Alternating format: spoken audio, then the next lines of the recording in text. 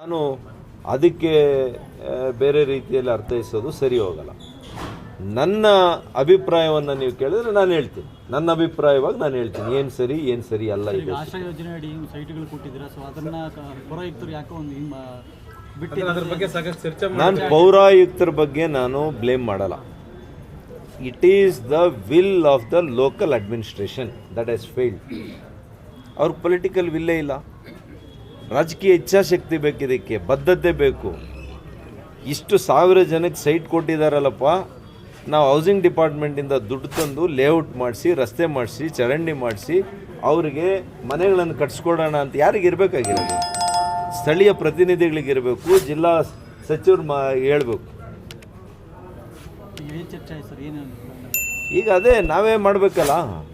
ನೋಡೋಣ, ನಾನು ಹೇಳಿದ್ದೀನಿ ನಿಮ್ಮೆಲ್ಲರ ಜೊತೆ ಸೇರ್ಕೊಂಡು ನಾನು ಕೂಡ ವಿಶೇಷವಾಗಿ ಕೇಂದ್ರ ಸರ್ಕಾರದಿಂದ ಕೂಡ ನಾನು ಯಾವ ರೀತಿ ಅನುದಾನ ತರಲಿಕ್ಕೆ ಸಾಧ್ಯ ಇದೆ, ಯಾವುದಾದ್ರೂ ವಿಶೇಷ ಯೋಜನೆಗಳಿದೆಯಾ ಇಲ್ವಾ, ಸ್ಟೇಟ್ ಹೌಸಿಂಗ್ ಡಿಪಾರ್ಟ್ಮೆಂಟು, ಮುಖ್ಯಮಂತ್ರಿ ಎಲ್ಲರೂ ನಾನು ಮಾತನಾಡಿ, ಇದೇ ನನ್ನ ಮನೆ ಕೇಳೋದಲ್ವಲ್ಲ. I am also elected representative from Chikkaballapur 8 assemblies. ಇಲ್ಲಿನ ಜನರಿಗೆ ನಿವೇಶನ ಕೊಡಬೇಕು, ಮನೆ ಕೊಡಬೇಕು ಅನ್ನೋದು ನಂದು ಕೂಡ ಬದ್ಧತೆ ಇದೆ. ನಾನು ಮಾತಾಡ್ತೀನಿ ರಾಜ್ಯ ಸರ್ಕಾರ, ಆಕ್ಷೇಪಣೆ ಅವರೇನೆತ್ತಿಲ್ಲ. To be fair to all of them, ಎಲ್ಲರೂ ಕೂಡ ಸರ್ವಾನುಮತದಿಂದ ಇದನ್ನು ಒಪ್ಪಿದ್ದಾರೆ. ಕೆಲವು ಸದಸ್ಯರುಗಳು ನಮ್ಮ ಪಟ್ಟಿಗಳನ್ನು ತಗೊಂಡಿಲ್ಲ, ಇನ್ನೂ ಕೂಡ ನಮ್ಮಲ್ಲಿ ಫಲಾನುಭವಿಗಳಿದ್ದಾರೆ ಅಂತ ಹೇಳಿದ್ದಾರೆ. ಅದನ್ನು ಕೂಡ ಪರಿಗಣಿಸ್ತೀವಿ. ಯಾಕೆಂದರೆ ಸೈಟ್ಗಳು ಕೊರತೆ ಇಲ್ಲ. ಇಲ್ಲಿ 3700 800 ಕೊಟ್ಟರೂ ಕೂಡ ಇನ್ನೂ 1000ಕ್ಕೂ ಹೆಚ್ಚು ಸೈಟ್ಗಳು ಲಭ್ಯ ಇದೆ.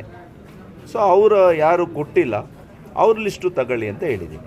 ಸೊ ನಾನು ಅದಕ್ಕೆ ಹೇಳಿದ್ದೀನಿ, ಪಕ್ಷಾತೀತವಾಗಿ ಇದರಲ್ಲಿ ನಾವೆಲ್ಲ ಕೂಡ ಬಡವರಿಗೆ, ನಿರ್ಗತಿಗರಿಗೆ ನಿವೇಶನ ಕೊಡೋದ್ರಲ್ಲಿ ನಾವೆಲ್ಲ ಒಂದಾಗಿ ಒಂದು ಸಂದೇಶ ಕೊಡಿ ಅಂತ ಹೇಳಿ. ಆರ್ಥಿಕವಾಗಿ ಚೆನ್ನಾಗಿರೋರಿಗೆಲ್ಲ ಸೈಟ್ಗಳು ವಿತರಣೆ ಮಾಡಿದ್ದಾರೆ ಅಂತ ಕೂಡ ಅಲ್ಲಿ ಪ್ರಸ್ತಾಪ. ಆರ್ಥಿಕವಾಗಿ ಅಂಥವ್ರನ್ನೆಲ್ಲ ಕ್ರಮ ತಗೊಂಡ್ಲಿ ರೀ. ನಾವೇನು ಒಂದು ಸೈಟ್ ಕೊಟ್ಟು, ಒಂದು ಸೈಟ್ ಇರೋವನಿಗೆ, ಒಂದು ಮನೆ ಇರೋವನಿಗೆ 2 ಕೋಟಿ 3 ಕೋಟಿ ಅಂತ ಹೇಳ್ತೀವ? ನಿರ್ಗತಿಗರಿಗೆ ಕೊಡಬೇಕಾಗಿರುವಂಥ ಯೋಜನೆ ಇದೆ. ಮತ್ತೊಮ್ಮೆ ಪರಿಶೀಲನೆ ಮಾಡ್ತೀರಾ ಸರ್? ಒಂದೊಂದ್ಸಲಿ ಏನಾಗ್ತದೆ, 2-3 ಮಕ್ಕಳಿರ್ತಾರೆ, ಅಂಥವ್ರದ್ದು ವಿಶೇಷ ಪ್ರಕರಣಗಳು ಯಾವ ರೀತಿ ಇದೆಯಾ. ಫಸ್ಟ್ ಏನಿರಬೇಕು ಪ್ರಯಾರಿಟಿ? ಏನೂ ಇಲ್ಲ, ಸೈಟು ಇಲ್ಲ, ಮನೆಯೂ ಇಲ್ಲ, ನಿರ್ಗತಿಗರು, ಬಾಡಿಗೆ ಮನೆಯಲ್ಲಿ ವಾಸ ಮಾಡೋವಂಥವ್ರು, ಅಂಥವ್ರಿಗೆ ಕೊಡಬೇಕು. ಅಂಥದನ್ನೆಲ್ಲ ಲಿಸ್ಟ್ ಮಾಡಿರ್ತಾರೆ. ನೋಡ್ಕೊಂಡು ಕಮಿಷನರ್ ಅದನ್ನೆಲ್ಲ ನೋಡಲಿ, ಒಂದು ಕಮಿಟಿ ಮಾಡ್ಕೊಂಡು ಬೇಕಿದ್ರೆ ಯಾವ್ದು ಸರಿ ಯಾವ್ದು ಸರಿ ಇಲ್ಲ. ನಮಗೇನಿದೆ, ಚಿಲ್ಲರೆ ರಾಜಕಾರಣ ರೀ. ಇದೇನು ಫ್ಲೆಕ್ಸ್ ರಾಜಕಾರಣ ಅಂತಾರ? ಚಿಲ್ಲರೆ ಚಿಲ್ಲರೆ ಬುದ್ಧಿ ಇರೋರಿಗೆ ಚಿಲ್ಲರೆ ರಾಜಕಾರಣನೇ ಬರುತ್ತೆ. 5 ಜನ ತಾವು ಸಚಿವರು ಮತ್ತು ಶಾಸಕರಾಗಿದ್ದ ಅವಧಿಯಲ್ಲಿ ಕೈಗೊಂಡ ಅನೇಕ ಯೋಜನೆಗಳು ಅದು ಸಕ್ರಮವಾಗಿ ಮುಂದುವರೆದಿಲ್ಲ. ಉದಾಹರಣೆಗೆ ನಂದಿ ಬೆಟ್ಟದ ಒಂದು ರೂಪೇ ಯೋಜನೆ ಆಗಿರ್ಬೋದು, ಮತ್ತು ಮುದ್ದೇನಹಳ್ಳಿ ಸರ್ವತೋಮುಖ ಅಭಿವೃದ್ಧಿ ಆಗಬಹುದು. ಇಂಥ ಯೋಜನೆಗಳು ನೆನೆಗುದಿಗೆ ಬಿದ್ದಿದೆ. ಇದ್ರ ಬಗ್ಗೆ ಏನಂತೀರಾ? ಜನ ಮತ್ತೆ ನಮ್ಮನ್ನೇ ತರ್ತಾರೆ, ನಮ್ಮನ್ನೇ ಆರಿಸ್ತಾರೆ.